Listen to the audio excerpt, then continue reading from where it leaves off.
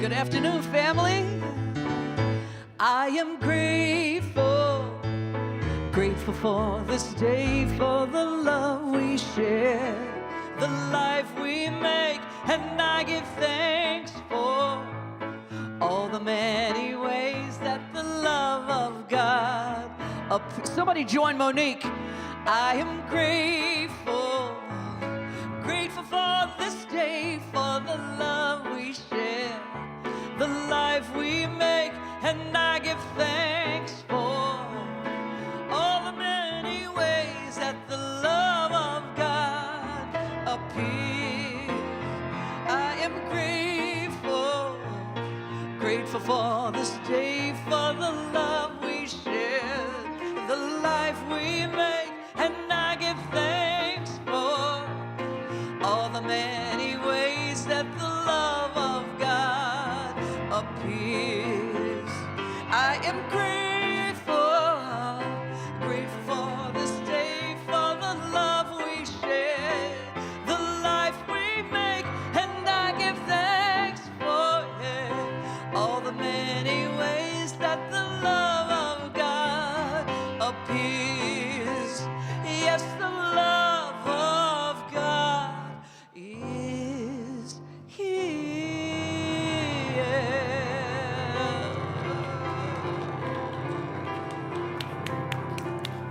Woo, she playing that piano today. Hey, good afternoon, everyone.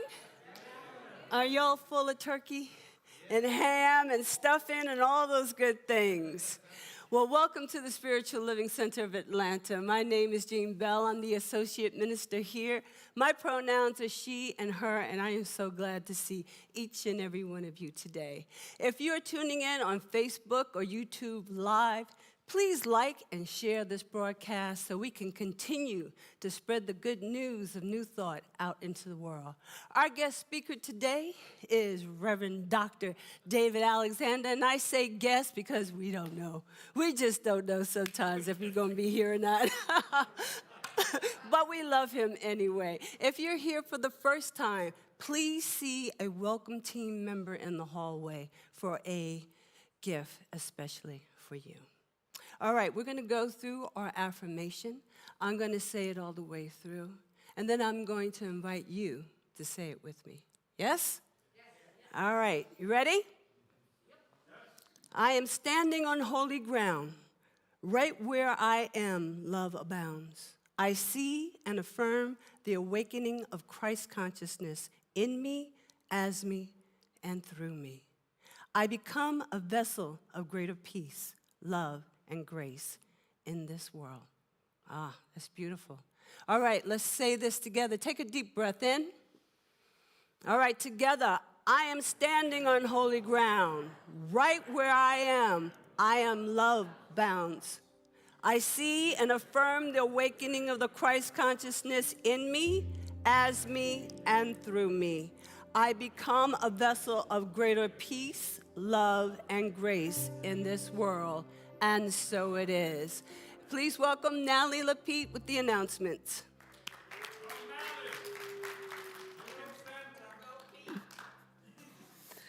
Hello, all my yummy leftovers. I'm full of them. My name's Natalie Lapitte, and my pronouns are she and her, and I gladly serve on the creative arts team here at the Spiritual Living Center of Atlanta. We have so many great opportunities to connect, grow, serve, and give at SLCA. For more information about today's announcements and other opportunities, please scan the QR code found on your monitor. Let's take a hike. On December 7th at 10 a.m., you can get to know people in your spiritual community and while participating in a light hiking outing. We will meet at Murphy Candler Park. That's on the, yes it is. Register today on the website slca.com for more details. Have you registered yet to receive your daily inspiration message? Did we all get used to that 100 days message? I'm like, at 10 o'clock, the phone always rang, and I was so happy. Somebody was calling me. If you haven't, it's not too late. The same ministry that brought you my election intention recently began a 28-day mindful practice on forgiveness. This daily inspiration call began November 25th. If you haven't done so, register today by visiting the website newthoughtmindset.com, or you can just text the word forgive to the number shown on your screen, 470-784-0250. Visioning is vital to the sustainability of SLCA. Visioning, right? Join Reverend Jean next Sunday during our 5 o'clock hour as she heads our community in a vision for SLCA. This will take part every second Sunday, and we'd love for you to join in. Plan now to attend the most popular service of the year. On December 29th, our practitioners and ministers will host our annual Burning Bowl and White Stone ceremony. Are you ready to release the things that no longer serve you and set your intentions for 2025? Wow, that's got two purposes in that sentence. So there's one and then there's the other. Invite a friend to join you. Maybe you'll make it better. You can join each other in your goals. This is a service that you don't want to miss. Well, thank you for joining us today. We look forward to visiting with you after the service down the hall for eats and fellowship. And remember, you belong. Thank you, Mally.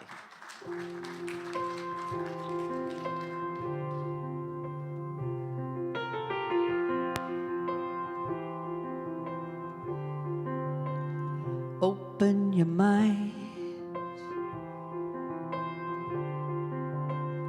Unfold your heart. Relax your senses.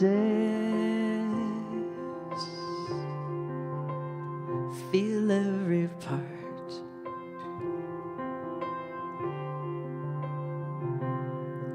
You ain't got a thing to fear. Looks like love is growing here. So take your guard and let it down. Go deeper still until you come unwound. Unbound. Breathe every breath. Release your cringe. Love without waiting. Oh. Slowly unhinge.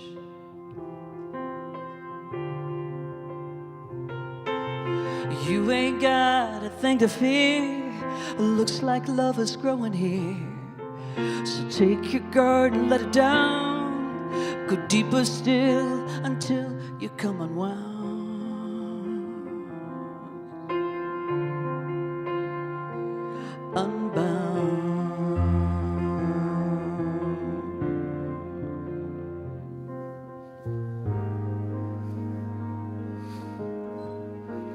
This is what I know.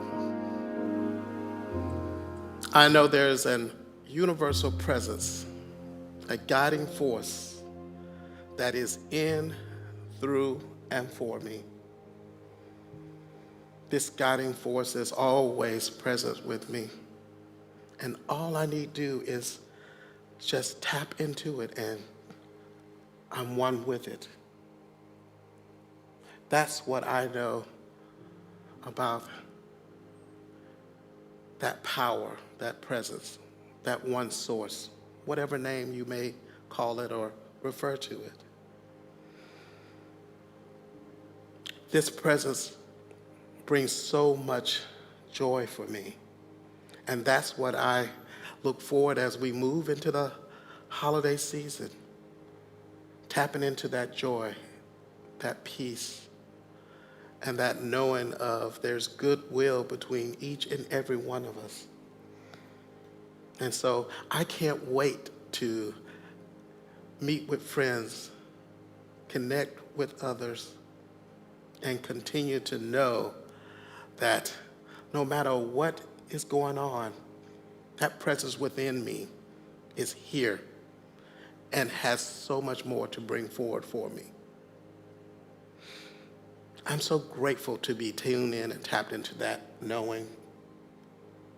I'm so grateful to have that presence of recognizing that God is always there, no matter what. I'm so grateful that I get to come to this center to share with each and every one of you that knowing and continue to grow and continue to learn and continue to be that shining beacon that says, it's all right, it's all good. And so let's each turn inward, connect with that peace, that joy, that love, as we come together and say, and so it is.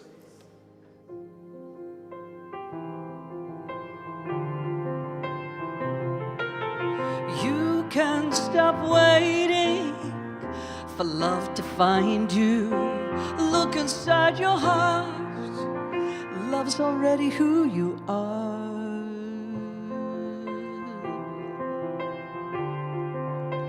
So lift up your voice. Let it be heard.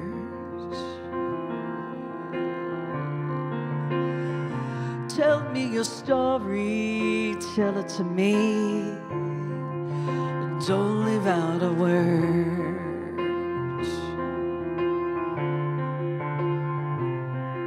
'Cause I think I have been there too, and I'm a seeker just like you. You ain't got a thing to fear. Looks like love is growing here. So take your guard and let it down. Go deeper still until you come unwound, unbound.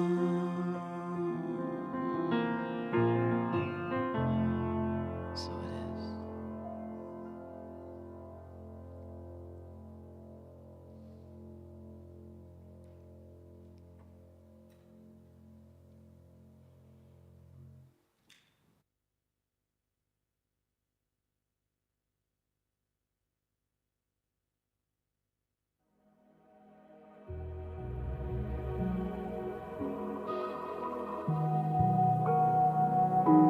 Lighting the flames of faith.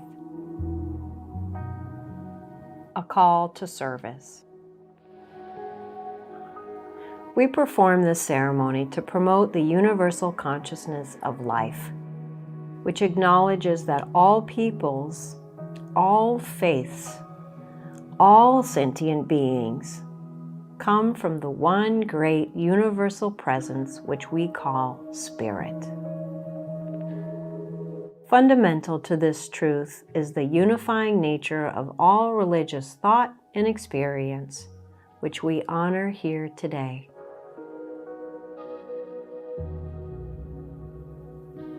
We recognize the candle for the Tao, honoring the universal path of harmony and equilibrium, the natural way.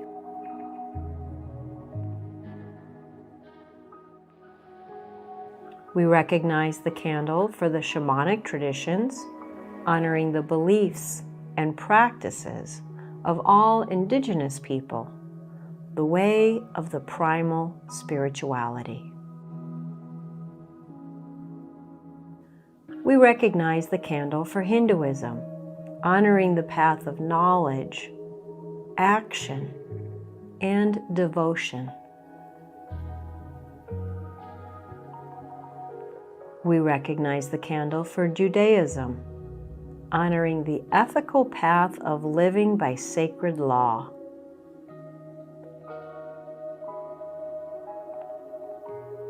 We recognize the candle for all forms of Buddhism, honoring the Four Noble Truths and the path of compassion.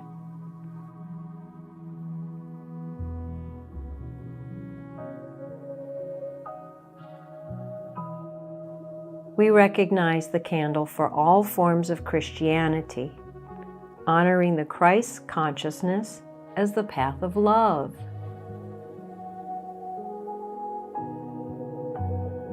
We recognize the candle for all forms of Islam, honoring the path of submission to the will of God as the highest calling. We recognize the candle for the universalistic religion of Baha'i, honoring the path of unity and peace. We recognize the candle for all forms of New Thought, honoring the metaphysical path of mental healing through the practice of universal spiritual principles. As we recognize the healing candle, please put silently in the light the name of anyone you wish to experience the healing flame of God's eternal love.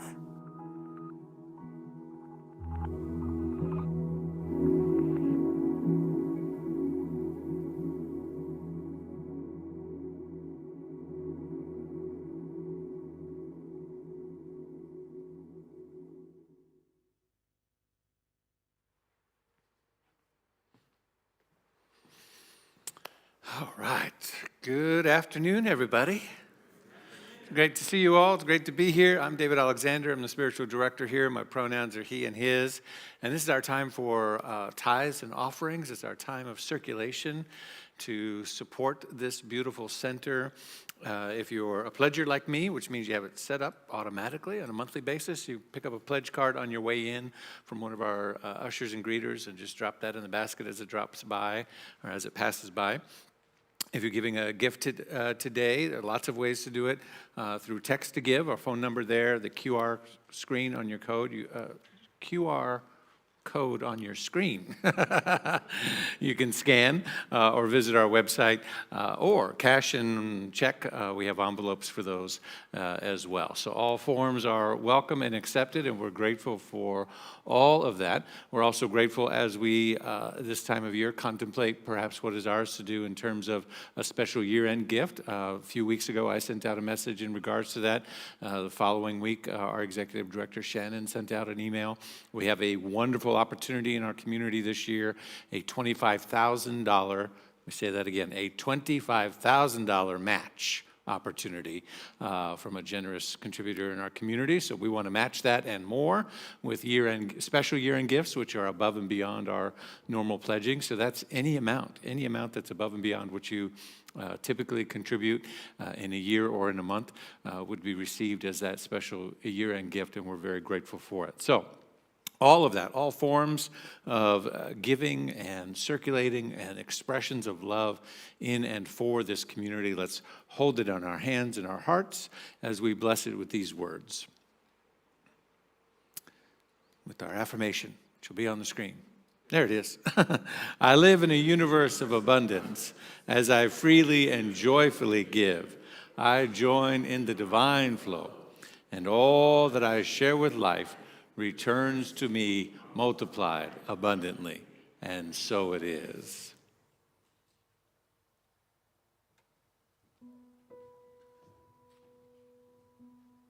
Where I am, God is. Where I stand, God is standing strong. Where I breathe, God is breathing life in and out and through me, as me. Where I sing, God is. Where I dance, joy lifts my feet. Where I live, beauty's flowing free in and out and through me, me, for where I doubt, God is the faith in me. Where I cry, God is the comfort there. And where I seek, God is the answer, here and now, forever and ever and ever. Where I speak, truth is. Where I work, love is my career. Where I play, God is playing boldly, in and out and through me, as me.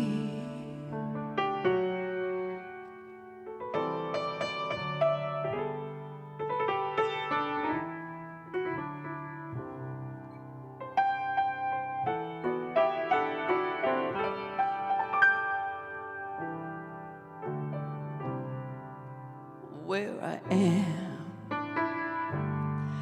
where I stand, where I play, where I work and breathe and live, and where I sing, yeah. Where I dance, my dance, my dance, wherever I go. Where I pray and take and give and live, God is.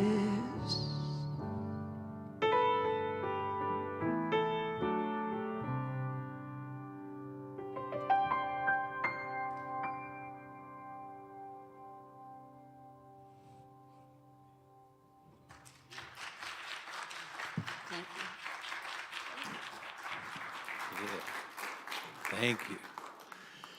Thank you, Penelope, for that beautiful, beautiful message. All right.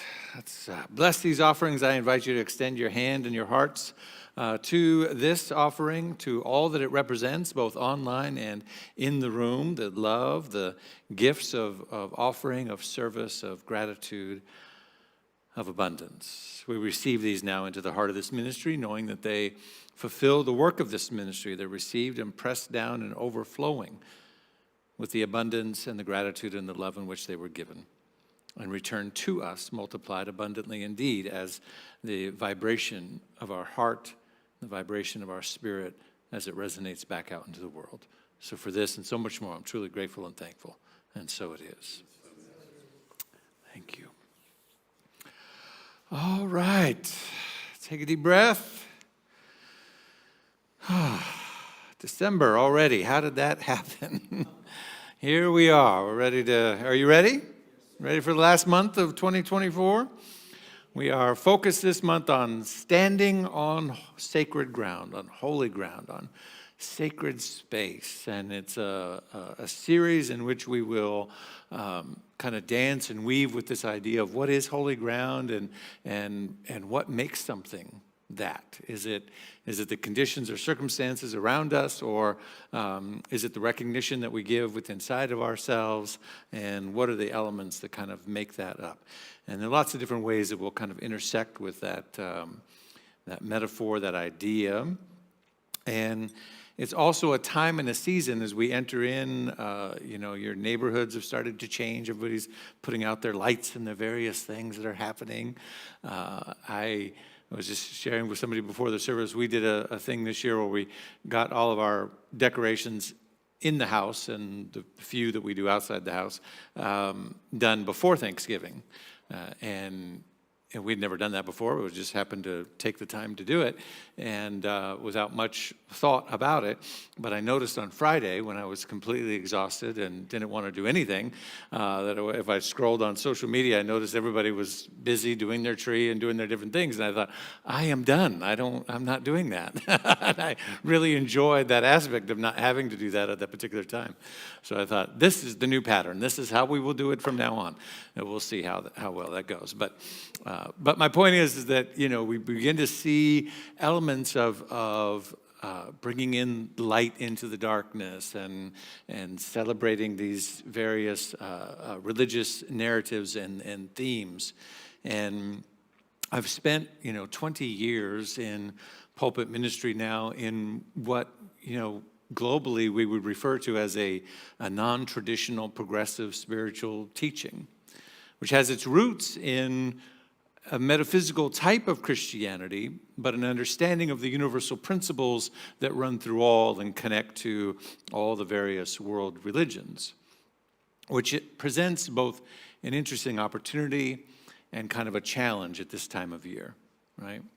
Because despite New Thought's very Christian roots, many who are attracted to New Thought's philosophy do not identify as Christian.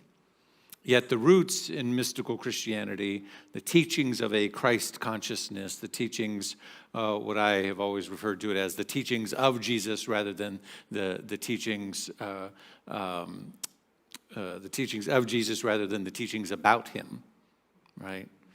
Not so much what Paul said, but what Jesus said and the consciousness that it came from. And the power of the story and the power of metaphor found in all ancient scriptures are, for me, a little bit too tempting to ignore this time of year. And I would say, as I kind of lead into that it's not necessary for one to identify as Christian or as not in order to find value in the story that's wrapped in the metaphor about them.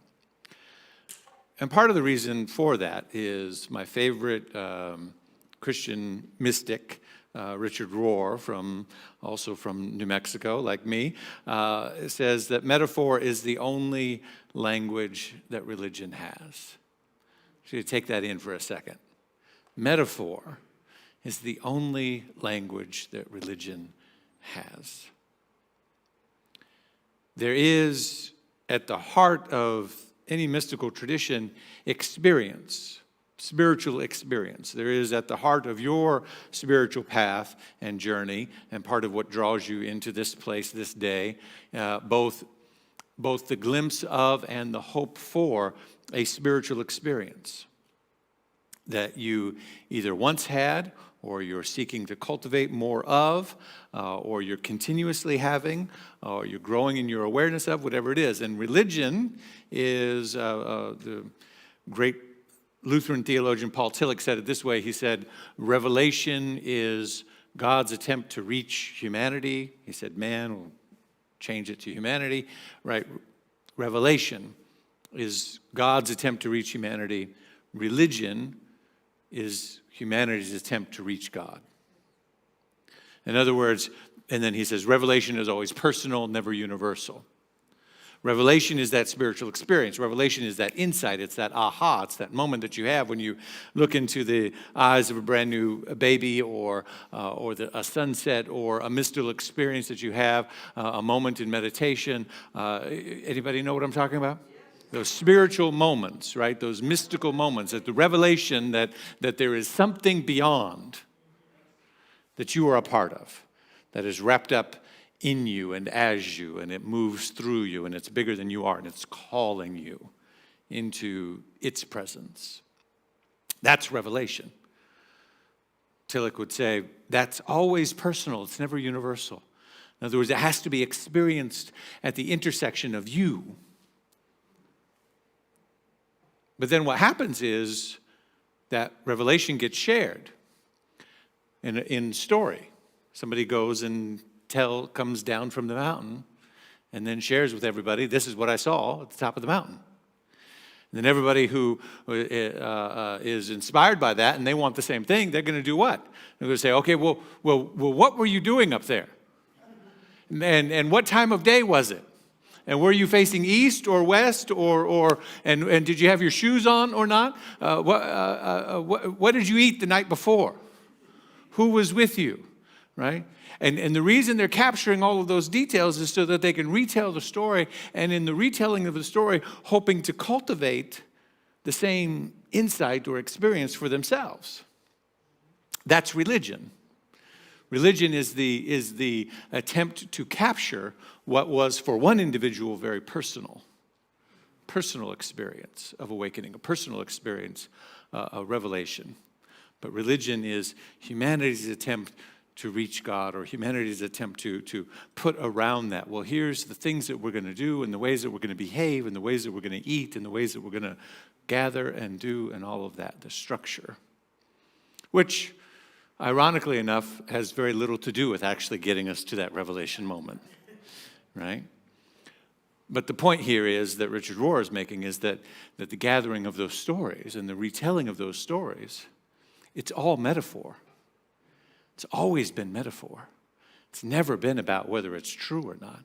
It's all metaphor, because metaphor is all that you have at the community level.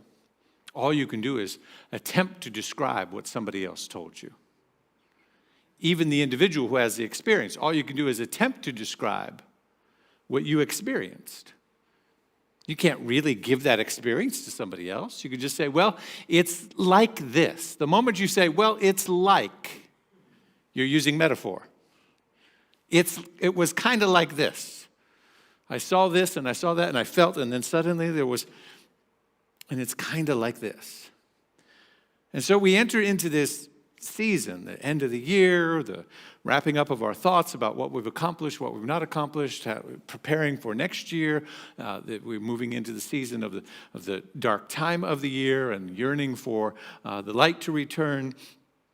And we find ourselves wrapped in stories that tell us, well, it's kind of like this. Where we are and where we're going, it's kind of like this. And so I invite us to consider a couple of things.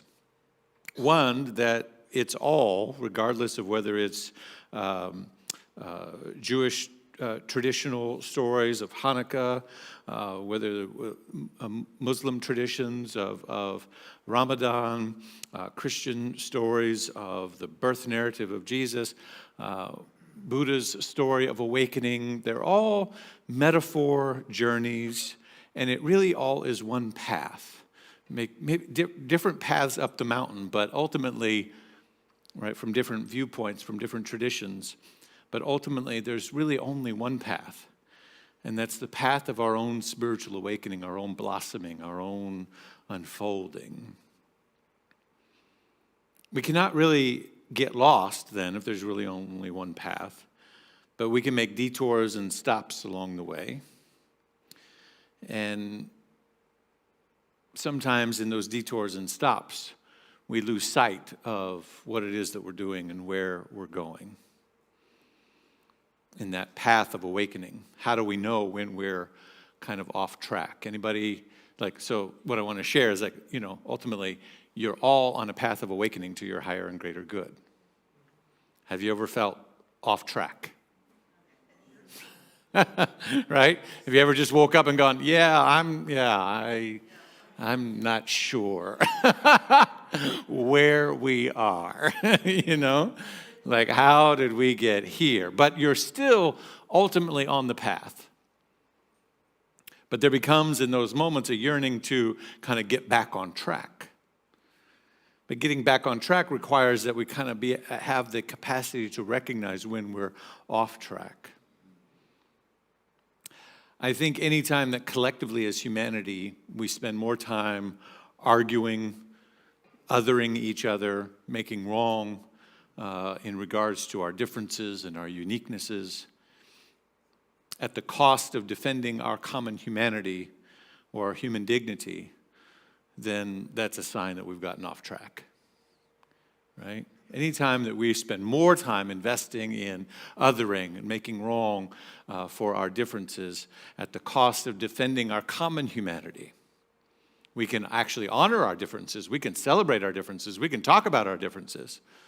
But when we're doing that, we're not doing that at the cost of defending our common humanity and our human dignity.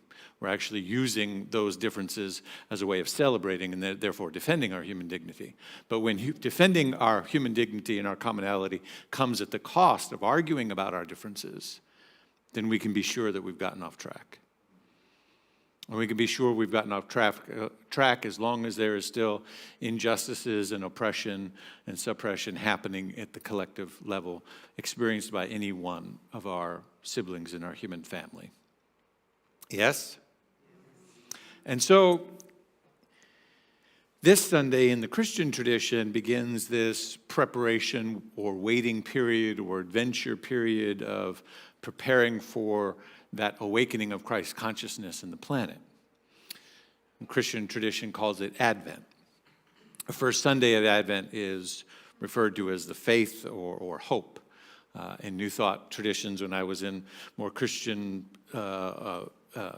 branches or expressions of New Thought, they often use, when I was growing up, my ministers always used faith rather than hope, because Ernest Holmes said he wasn't really high on hope. Right? He said hope's just kind of like, it's better than despair, but that's about it. But even in that, there's great wisdom, right? Because if you've ever been in a place of great despair, hope is a powerful rung of the ladder that's very necessary. The criticism of hope comes from a place of privilege. Right? Everything's right, everything's good, and you've got faith because, hey, this is, no matter what it looks like, we're going to be out, we just got faith and we're going to find our way through. To somebody who's in a place of desperation, that ain't cutting it. There's something else vibrationally that's needed, and that's the message of hope. And so these narratives come together, these gospel narratives that tell us about this birth journey. I'm not going to go into tremendous detail about all of that, but I'm going to tell you that contextually, they're narratives that obviously come far later, right? None of them have really anything to do with the actual birth of Jesus. None of them have anything to do with this time of year. None of them have anything to do with any of that. They're all just narratives that have a whole lot to do with pulling people together from different streams. Some of the narratives talk about lineage that connects them to people from the East. Other narratives are very specific about making sure that the family lineage and the identity of what's going on come from stories that come from the West. And the purpose of bringing all the narratives together is to say that the message that we're trying to generate here is a message for all people, regardless of whether you come from the East or the West. Right? And so on we could go into those things. But if we remember just this, that the plot is always the liberation of our soul. The plot is always the liberation of the freedom, if you will, of our spirit. Then we begin to unpacking these really powerful ideas. The reason the narratives in the Gospels are so powerful is because they are, at the heart of them, subversive. They're subversive to the empire and the imperialism that's being imposed on the people at the time of the writings of these narratives, right? It's Paul's use, for example, of explicit and sometimes implicit imperialistic language used to construct a worldview that opposes imperial ideology. You missed that. It's Paul's use of explicit and implicit imperialistic language to construct a worldview that opposes the imperialistic ideology that's being imposed upon them. It would be as if, let me see if I can make it real for you. Can you handle it? Can we make it real today? It'd be as if saying, well, we are going to make the world great again. Can you handle it? By awakening to our greater self. Right? Using the language of empire, say, you're not going to make it great. I'm going to make it great. The state, the nation, the whatever, doesn't have the power to make it great. But I'm going to use the same language. I'm going to use the same text. I'm going to use the same ideas and then give them to the people to awaken within them the capacity that they have to actually do what you say that you're going to do, but you have no power to do at all. Right? That the world is made new not by empire, but by God. That's the theme that runs throughout the Gospels, right? It's a very controversial and prophetic idea. But if you don't know that the plot is liberation, then you get confused and think that it's about control, that it's about mastering your destiny, that it's about all of these things, that it's about, making Christianity, which is only the thing that's trying to point to something, making that the thing. That's how we get Christian nationalism, right? Because it loses the plot, that it's about liberation. It thinks it's about greatness and control and domination. And then when that happens, it becomes the very thing that sparks the next great awakening. But the only thing you really need to remember about all of that is that simply the goal is always liberation. If the goal isn't the liberation of my soul, then the liberation of my thinking, the liberation of my freedom into my greater expression of being, then why am I doing it? Ernest Holmes said it this way: the ultimate goal in life is a complete emancipation from discord of every nature, and that goal is sure to be attained by all. That goal is sure to be attained by all. If we don't lose the plot, everything is a metaphor, and everything is pointing us in the direction of, are you paying attention? Are you awakening to the power that is within you? Are you paying attention to the idea that you're standing on holy and sacred ground, not because of the buildings or the foundation, not because of the structure or the institutions, not because you belong to this club or that club, not because any particular person or ideology is in office, but because you are recognizing the greatness within you. Therefore, the very place that you stand, especially if it's in the midst of oppressive conditions, is holy ground. It's holy because something revolutionary is happening within you, which is the awakening of something that is bigger than the conditions. Woo! That's very good. I don't know if you're hearing it the way I'm giving it, but that's very, very good.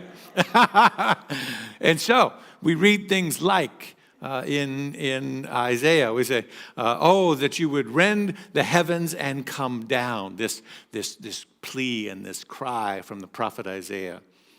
How often our hearts have prayed that same prayer. How often have we longed for God to break into, how long has humanity, in any age that humanity has been here, has longed for God or something divine to break into this world and to set things right. How often has we wished for some divine intervention to rescue us from a seemingly hopeless and dark time. We've all prayed that prayer.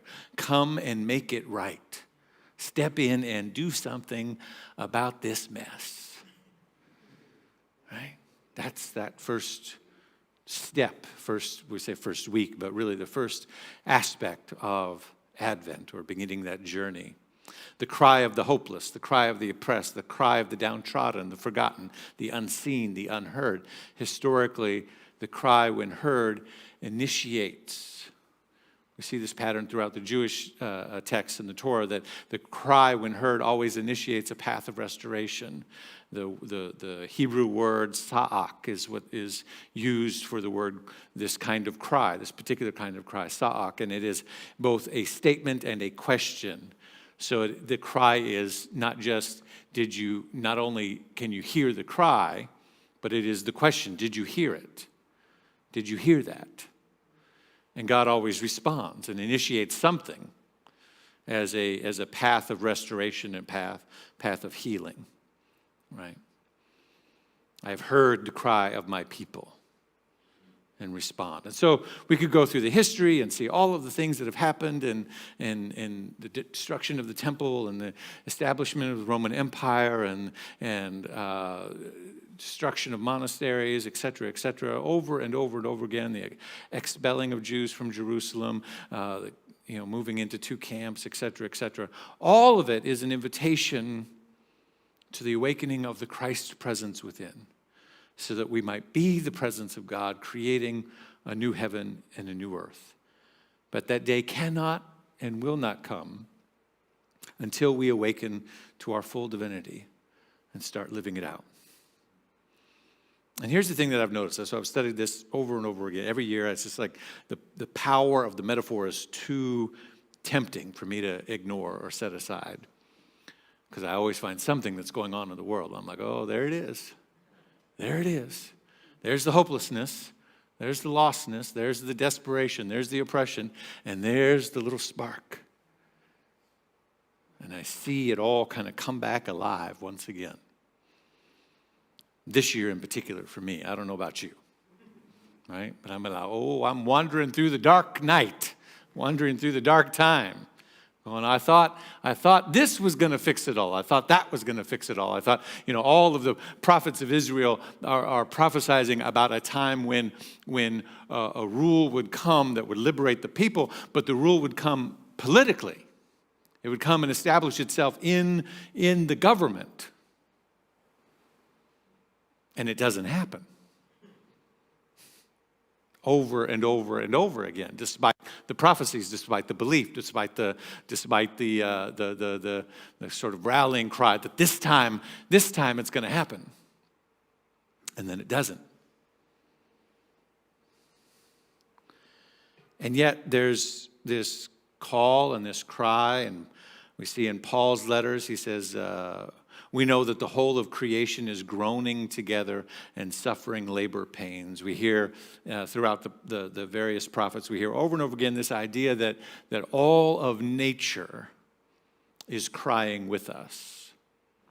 I don't know about you, but when you're in a desperate place, you feel one of two things. You either feel like you're all alone, or you feel like all of nature, all of the world, is suffering like I am, right?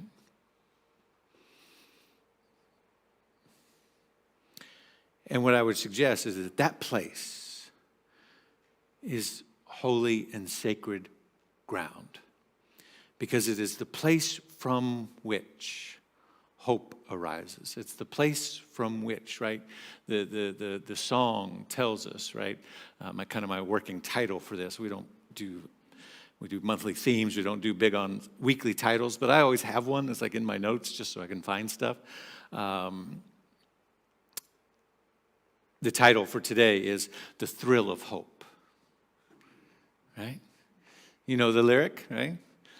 The thrill of hope. What's the next part? Don't know.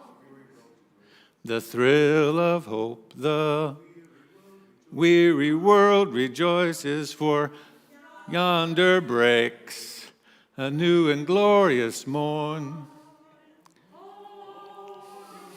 See, I knew we'd find them. We knew they were out there. Oh, holy night. Oh, holy night.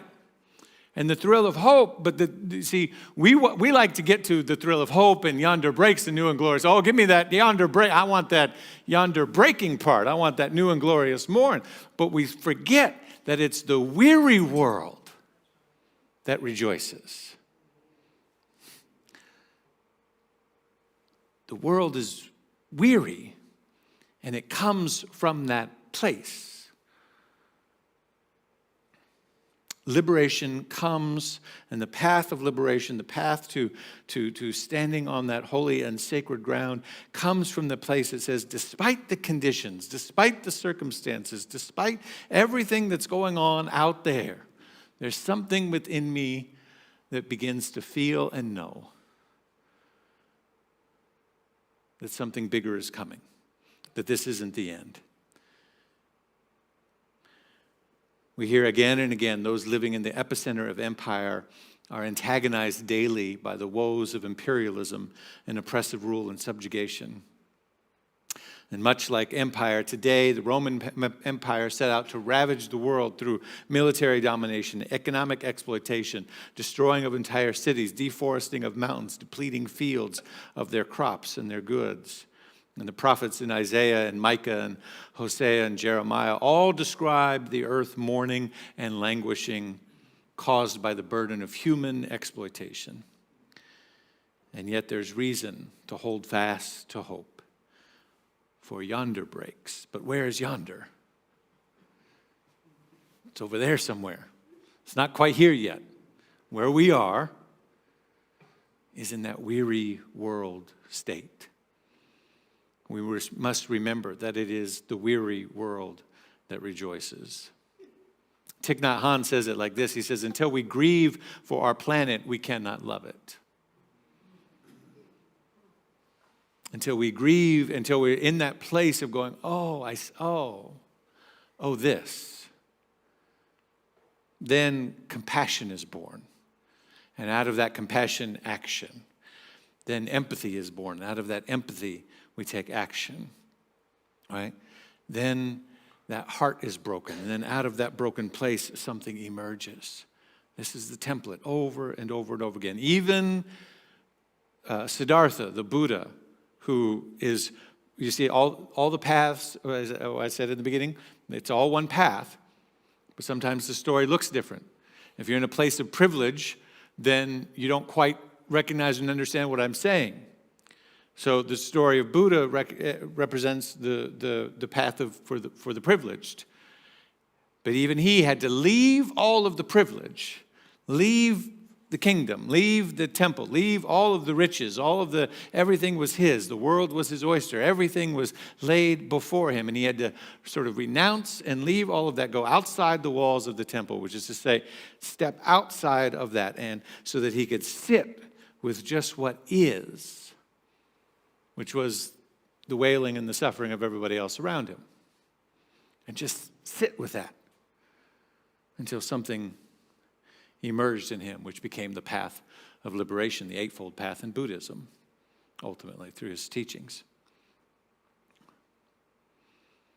And so there is a cry in this moment of humanity that we find ourselves in, a cry that needs to be heard, a cry for restoration, a cry that comes from a broken place, a place where integrity has been breached, a place where we have perhaps wandered off the path. An ancient cry, perhaps, that resonates with the cry throughout history of the horrific abuses of human life and dignity. You see, I want not only the hope that a new dawn breaks, a new and glorious morn, but also not to forget that as I pray and hope that I might be all right, that my family might be all right, there may be those who are specifically the subjects of suffering in what's to come. And if I forget that, then I've gotten lost in my privilege.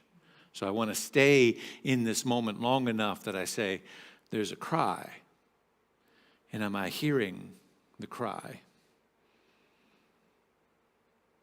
Because something within the cry knows the place that it finds itself, and that the cry is actually a call to go home. Anytime we're in an achy place, a weary place, that ache that lives inside of us is actually a call to go home to our wholeness, to our authenticity, to our love. The cry is actually a longing to go back to where we belong, in the fullness of spirit and wholeness, a longing to go home to restoration. Reverend Victoria Safford, she's a Unitarian minister. Before I get to her, Ernest Holmes. Because what would be a New Thought sermon without more Ernest Holmes? It says, when deep cries unto deep, or deep calls unto deep, deep answers deep. That's deep. Which simply means that ancient cry, that ancient ache, when it is a call that is a deep call. It resonates with ancient times in which we have been in spaces of oppression and longing and wandering and hoping and wondering and all of those things. And it calls unto the deeps of the infinite. And when that happens, deep answers deep. There is an answer that comes. And the birth narratives of Christianity and the awakening narratives of Buddhism and the uncovering and liberation narratives of Moses and the Jewish tradition, all of them remind, every single one of them from every tradition, remind us that that's something that deep, that answers, isn't out there. It isn't in the next government. It isn't in the next thing. It isn't in the next town. It isn't in the next. The deep answer comes from within. It comes from Moses awakening to who he is. It comes from Jesus breaking into this plane of existence. It comes from the awakening of that consciousness through, in the Buddha story, sitting in deep contemplation.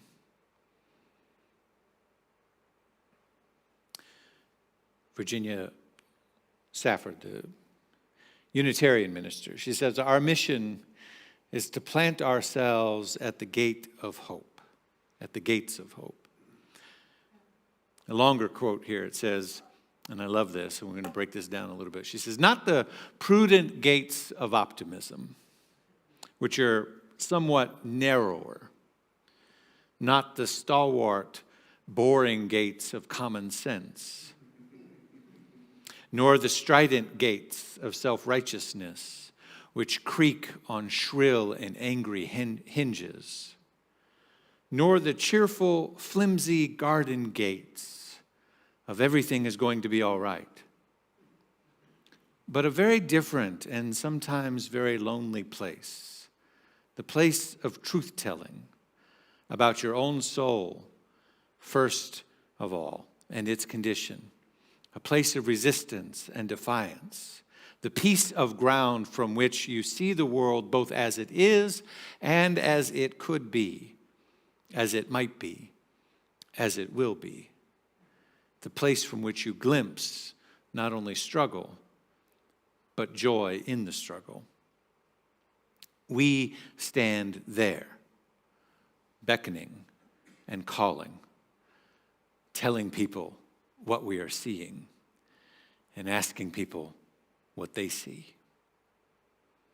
Our mission is to plant ourselves at the gates of hope, not the prudent gates of optimism, which are somewhat narrower, not the stalwart, boring gates of common sense, nor the strident gates of self-righteousness, which creak on shrill and angry hinges, nor the cheerful, flimsy gate of everything is going to be all right, but a very different and sometimes very lonely place, the place of truth-telling about your own soul, first of all, and its condition, and the place of resistance and defiance, the piece of ground, the holy and sacred ground, as we launch this series, from which we see the world, both as it is and as it could be, as it might be, as it will be, a place from which we glimpse not only struggle, but joy in the struggle. And we stand there, beckoning and calling, telling people what we see and asking them what they see. This is hope. Hope is resistance to despair, when despair seems like a much more logical conclusion. Hope is our protest against the inhumanity of the human species. And hope is most necessary precisely when it's most absurd.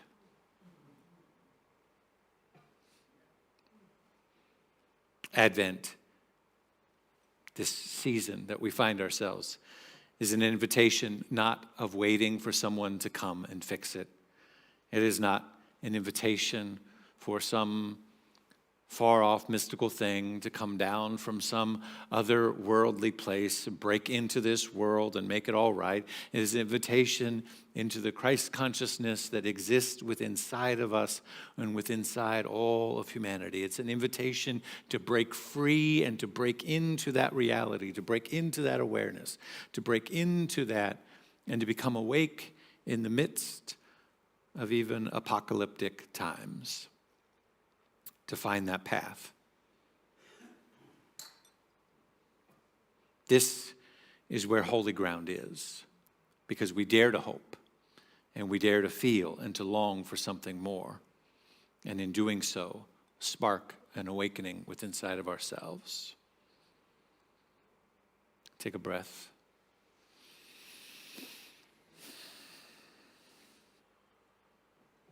And what would be an Advent birth narrative sermon in a New Thought church without some Rumi? The Persian mystic who says this: come, come, whoever you are, wanderer, worshiper, lover of leaving. It doesn't matter. Ours is not a caravan of despair. Come, even if you have broken your vow 1,000 times. Come, yet again, come.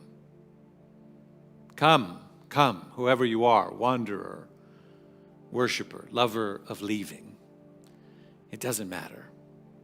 Ours is not a caravan of despair. Come, even if you have broken your vow 1,000 times. Come, yet again, come. And so we begin this holy and sacred season, which is filled with the mystical traditions of the ages, of various world religions, languages, metaphors, and richness. And we remember the golden thread that runs through it all, and the invitation to come to the altar of our high self, to come to the sacred place within us with hope and audacity that something new can be born even in the midst of all of this. Whatever that is. If you relate that to what's happening externally, fine. If you relate that to what's happening within you internally that is very personal and private, fine. It doesn't matter. It works both ways. It works always. Because the invitation is eternal to awaken to that mystical self. Let me invite practitioners who are available today for prayer to come forward. I remind you that practitioners are always available for deep one-on-one sessions by appointment, and also for brief micro prayers after the service if you want to get a boost. And they join me in consciousness now, both in person and online, as we speak also globally to everyone who's tuning into this message, that wherever you are, God is. Wherever we are, God is. And we come once again to that altar of our high self in this season. That every Christmas light that we see reminds us that there is light in the dark. That every song and story and tradition reminds us that there's a journey to take. And they're filled with metaphors and symbols and language, some of which we understand, some of which we don't, some of which we embrace, some of which we don't. But the invitation remains the same: to wonder and to wander into the high place within you, to find it at all costs, because the world is waiting upon the recognition of the Christ presence within you, the universal self that is liberated and free of all conditions and circumstances. And as you say yes to that divine self, as you say yes to that path of awakening, as you say yes to that internal and divine light, then it becomes illumined within you and then within your awareness, such that you become available for greater insight. You become available for greater truth. You become available in a channel and a vessel through which greater love, greater prosperity, greater peace, greater compassion, greater wholeness, greater creativity may flow. And all of those things become the very gifts that humanity has been waiting for. The very gifts that your own life has been waiting for. You don't need to wait upon anything outside of yourself, any circumstance or condition to change, simply to awaken to that divine presence, which has always been with you and will always be with you, but seeks your recognition in this season. Come, come, whoever you are, wanderer, worshiper, lover of leaving. Ours is not a caravan of despair. Come, even if you have broken your vow 1,000 times, come yet again. Come to this place of understanding, to this high altar of awareness, that you are that which God is, and God is that which you are. And you are here to give birth to it, to give expression and light to it, most especially now, in this moment in human history. For this and so much more, I truly give thanks. I know that a great mystical unfolding is taking place within everyone within the sound of my voice, that something is happening on the planet, that something is happening in, through, and as the life of the Spiritual Living Center of Atlanta as a vessel and a vehicle through which this message is received and delivered. I give thanks for it all. I call it good and very good as I say yes to the divine self within me, and you say yes to the divine self within you. And the world is more illumined as a result. Thank you, God. And if you're in agreement, let's affirm together. And so it is. And so we are. Peace and blessings. Yes. Thank you. Please join us. We sing our closing song, everyone. Blessed always, for